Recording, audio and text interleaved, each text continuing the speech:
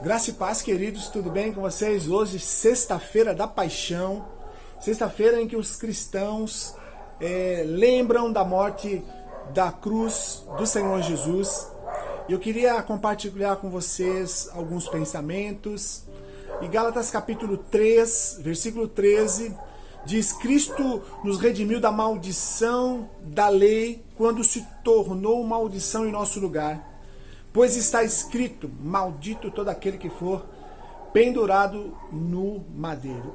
E na verdade a cruz representa a destruição, morte violenta. Cruz significa desespero, castigo, fim de tudo. Porém, se por um lado a cruz de Jesus é escândalo, na sequência de sua vida também é redenção. A cruz em si não é salvadora, nem tampouco redentora. A cruz pela cruz não passa de uma maldição, como nós acabamos de ler no texto bíblico. Porém, com o Senhor Jesus, a cruz torna-se salvadora. Em outras palavras, a cruz passou a ser salvadora não por causa dela mesma, mas por causa da vida do Senhor Jesus. A cruz é salvadora porque constitui o resumo de uma entrega radical vivida por Jesus durante toda a sua vida e indo até o fim. Na cruz tem-se a revelação de um Deus humilde, paciente, que respeita até as últimas consequências a liberdade humana. Deus não se revelou como um Deus imutável, majestoso, alheio ao sofrimento humano. A Bíblia diz que ele se esvaziou de toda a sua glória. Ele se revela como um Deus solidário ao sofrimento humano e às suas angústias. Com a cruz, duas coisas acontecem. Ou termina a nossa fé em Deus, ou nos abrimos a uma compreensão surpreendente de um Deus que nos ama de maneira incrível. João 15,13 vai dizer: porque ninguém tem maior amor do que aquele que a vida deu pelos seus amigos. Deus não responde mal com mal, do mal provém a redenção. A cruz, que significava destruição, torna-se reconstrução da condição humana.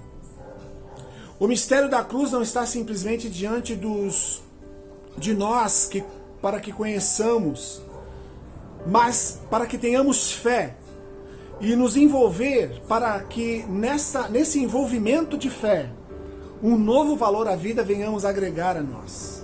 Na cruz a morte é vencida, ou seja, a morte é transformada em vida. E tem um cântico que diz: pois morreu a nossa morte para vivermos a sua vida. Jesus é o Cordeiro sacrificial, único e suficiente, eterno. O projeto de Jesus se completa na sua morte. Sinal de amor até o fim. Jesus assume a cruz com liberdade. Não lhe foi forçado, não lhe foi imposto. Mas ele revela ali na cruz o amor incondicional por todos nós. E o texto lá em João, capítulo 1, versículo 29, diz: ele é o Cordeiro de Deus que tira o pecado do mundo. Pelo seu sangue é selada a nova aliança, e nessa perspectiva, a morte de Jesus faz parte do grande projeto de Deus. E ele, sabendo disso, quando tentado, orientado a não continuar, ele diz: por acaso não vou beber o cálice que meu Pai me deu? É o grande mistério de, em Cristo, reconciliar todas as criaturas e libertar os seres humanos da escravidão e do pecado. Jesus, em seu amor redentor, assumiu-nos na condição de pecadores, tornando-se solidário a nós. Deus não poupou seu próprio Filho, mas o entregou a nós. Romanos 8, 23. E Romanos 5,10 vai dizer também: a fim de que fôssemos reconciliados com Ele pela morte de seu Filho. Esse é o exemplo do supremo amor de Deus para conosco. Jesus é o novo Adão. Por meio dele, todos se tornarão justos. Vista na perspectiva da ressurreição, a morte de Jesus é o novo êxodo, é a saída, é o início da nossa libertação, a nova Páscoa.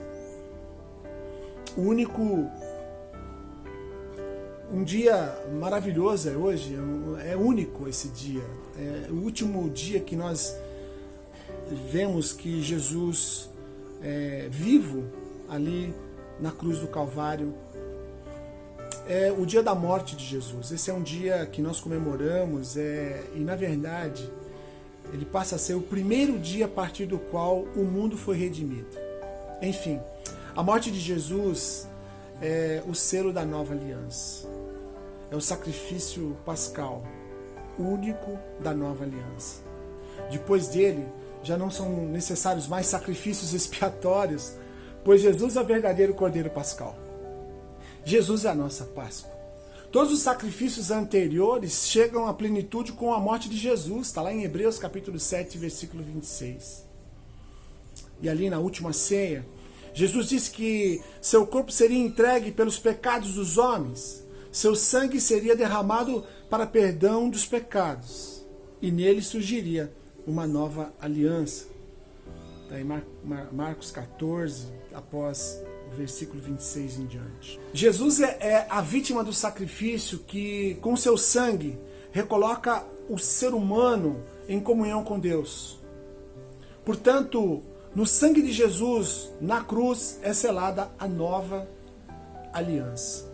Assim como no Antigo Testamento, a aliança era concluída com um banquete e com a aspersão do sangue de animais sacrificados, a nova aliança em Jesus Cristo é firmada no sangue, na qual ele mesmo se oferece como Cordeiro santificado, único e eterno.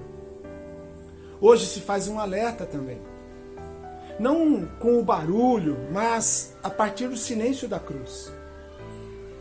Ele, justo juiz, manso, porém firme, julga aqueles que se dizem privilegiados por sua fé, acomodados ao bem-estar, indiferente diante dos que sofrem e privatizam os benefícios alcançados por Cristo.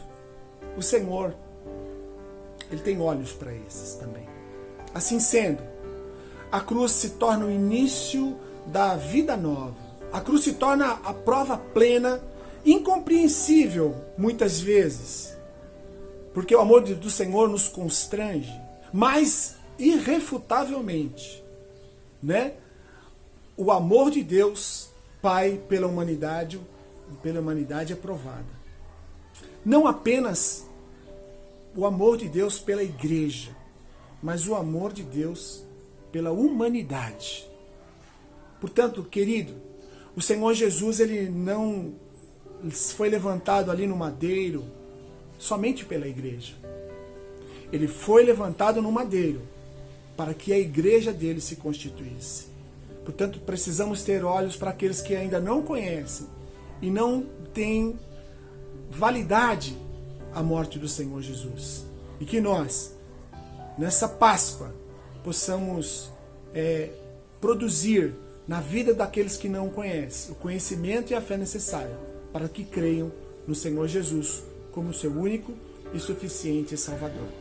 E hoje então, sexta-feira, já adianto para vocês aí uma feliz Páscoa e que domingo nós vamos falar da ressurreição do Senhor Jesus. Amém? Que Deus te abençoe, guarde você e sua família e que nós vamos ter vitória nesse tempo e sairemos melhor do que nós estamos. Em nome do Senhor Jesus. Deus te abençoe.